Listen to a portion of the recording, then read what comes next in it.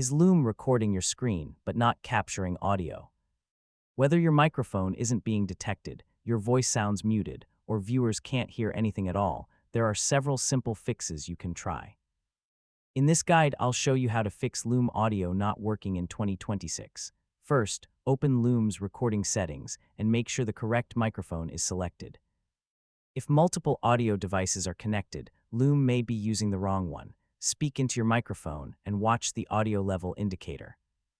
If there's no movement, your microphone may not be connected properly or could be disabled. Next, verify that your operating system allows Loom to access your microphone. Privacy settings can sometimes block applications from recording audio. If you're using Loom in a browser, check the site's permissions and confirm that microphone access is allowed. Some programs may take exclusive control of your microphone. Close video conferencing apps, recording software, or other tools that might be using the same device. Restart Loom and, if necessary, restart your computer. This can resolve temporary audio driver issues and refresh device connections. Once you've completed these checks, create a short test recording and play it back. Confirm that both your screen and audio are being captured correctly.